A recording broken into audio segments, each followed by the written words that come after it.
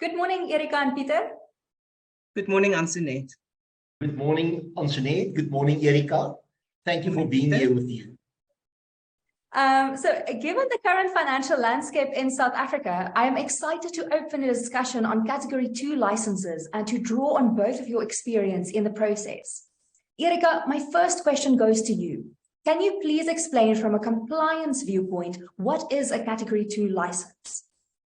Yes, Ansonet. So in short, a Category 2 license means that the financial services provider has been granted authority by the Financial Sector Conduct Authority, that's the FSCA, to render specialized intermediary services to clients as it relates to the management of investments. So the way this process works is through a Category 2 discretionary mandate. And in short, this mandate is an agreement where the investor provides certain permission to the FSP to perform duties on its behalf as it relates to the management of investments. So discretionary mandates are very tightly controlled by the FSCA, which would mean that a discretionary mandate would have to be approved by the FSCA before the Category 2 FSP can start using it and have it signed off by investors. And just to give you some background, in 2020, there was approximately 10,200 authorized Category 1 financial services providers. And those would be your general financial services providers. And only 730 Category 2 FSPs, of which Delta 4 is then one.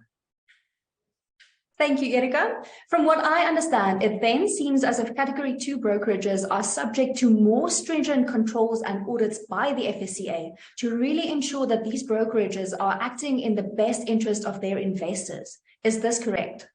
Yes, definitely. The audit process should then give investors greater peace of mind when dealing with Category 2 brokerages.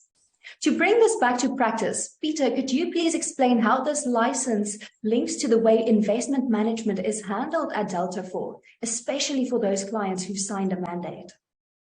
Yes, Ansonet. Let me start by saying that in order to have such a license, there are some regulatory requirements that should be met, including the passing of a regulatory exam, as well as specific qualifications and industry experience that is needed. This functionality gets implemented via the mandate, allowing us to manage our clients' funds actively and a lot more effectively, with less time constraints in switching and disinvesting, to name just two of the more important ones. Thank you, Peter. My last question to both of you is, how does this license tie into brokerages creating their own funds? Ansonet, many more advanced advisory firms have been forming their own investments in recent years. So in many cases, they have partnered up with specialists in this field to provide the investor with a fund solution that is made up of well-diversified solutions, but at a total lower fee. So essentially, the advantage of having such funds means that the FSP can negotiate lower fees due to the larger amount of capital that the FSP can place with such a company. And these lower fees then get passed on to the investor. Yes, speaking from a practical viewpoint, Delta and our sister company Celtis partnered with Boutique Collective Investments in co-managing 4 funds that at the core of our investment philosophy.